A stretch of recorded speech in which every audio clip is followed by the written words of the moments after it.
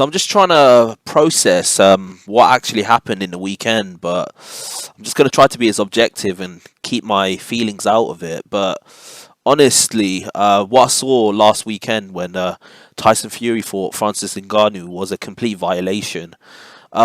Just to objectively break it down, Francis Ngannou absolutely humiliated and destroyed Tyson Fury on the biggest stage in boxing that I've ever seen. Like literally, if you can put it into words in terms of just the arena, the massive production that the Saudis put on, the fact that you had every star from multiple different places, from football to MMA to boxing to even the WWE world with the Undertaker. Literally, you had every star that anyone that was somebody was in that arena, and literally the whole world's media was there.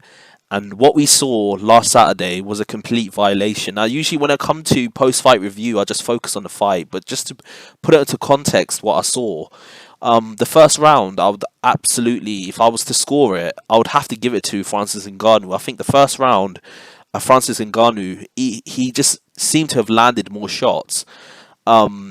It was a complete. Tyson Fury just seemed like he was trying to settle into the fight. The first 5 seconds, he tried to jump on Ngannou immediately. I think it was an intimidation tactic just to show to him, like, you're in the big leagues now, trying to fight against the heavyweight champion of the world. And obviously, Francis Ngannou, he seemed to just have a stone face expression. It didn't seem to affect him at all. And I think Francis Ngannou landed more shots in that first round. The second round, I would actually give that to Tyson Fury. I think Tyson Fury landed more for shots. But then the third round, the impossible happened. Francis Ngannou dropped Tyson Fury. It was in between punches, so they're both simultaneously throwing punches, and Francis Ngannou landed a left hook. I think it was just behind Tyson Fury's, a little bit behind the head, but it was around the right hand side of his head, and it completely dropped him and discombobulated him. And he seemed to, if you look at his facial expression as he dropped, he looked shocked. He just looked like, what just hit me? As soon as that happened, when Tyson Fury did manage to get up, because he does have good powers of recovery, Ngannou should have jumped on him. Like them 10 seconds, if he had more experience, I think he should have jumped on him. Now, a lot of people said the reason why he didn't jump on him was because he was gassed, or maybe it could be because he was scared of what was coming back. But the fact is, even if he was gassed, in 10 seconds he would have had his break, because he would have been in between rounds. And even if he got hurt or hit by Tyson Fury, he's got a decent chin, but if he got hurt, there was only 10 seconds left, so Tyson Fury couldn't have finished the job. So he should have just jumped on him. In hindsight, he should just went for it.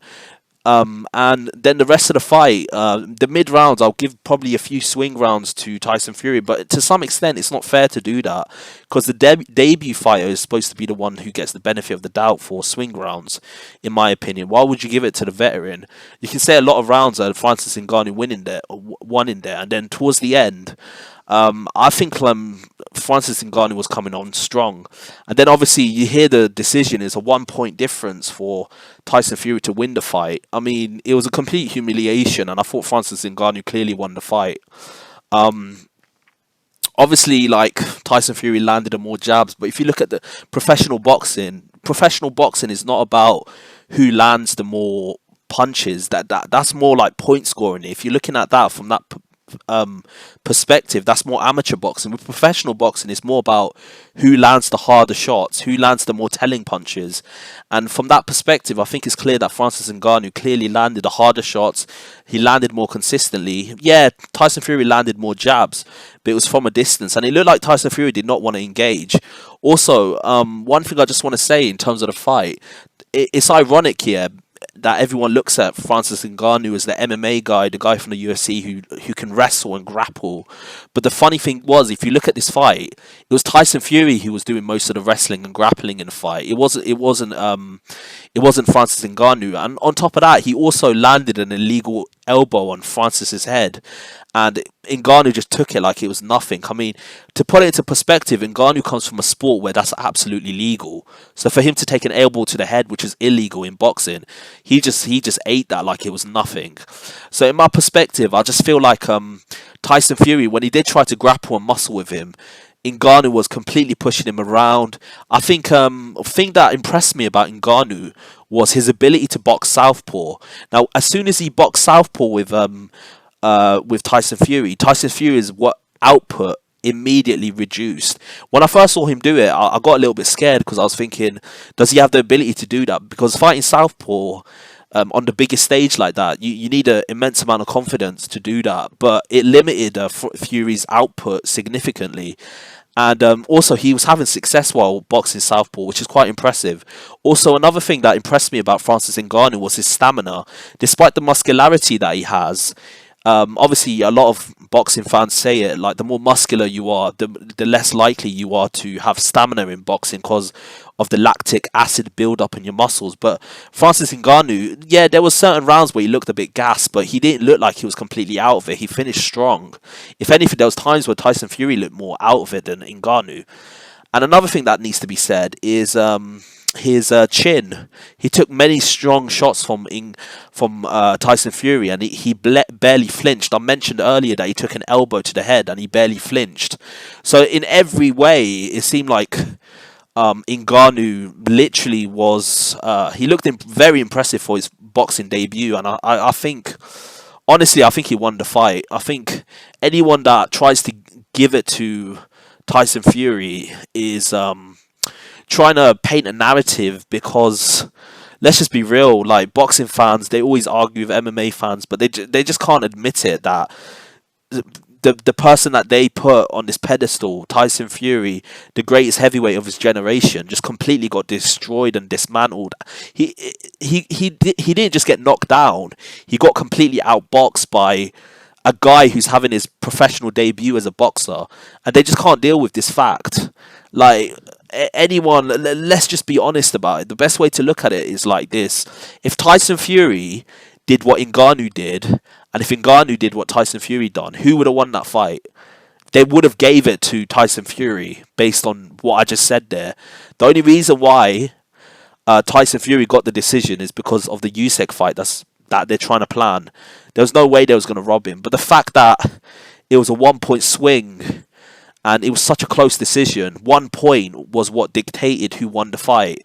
It's just embarrassing for Fury. I think this is just a complete violation and humiliation for Tyson Fury, and I'm gonna make many videos about this, talking about every angle of this fight, the politics behind it, Dana White, the PFL, boxing, Usyk. There's just so much to discuss, and I'm probably gonna make about 30 to 50 videos discussing everything I possibly can about this entire event, because I think this event is a massive game changer in a lot of aspects. Like, what Ngannou has done, he's a trailblazer for MMA. In the MMA world, he's a trailblazer.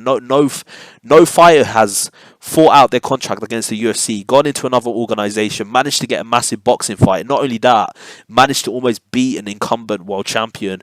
And let's be real, if there was fair judging, he would have beat that world champion and become a champion in a separate sport in his first fight.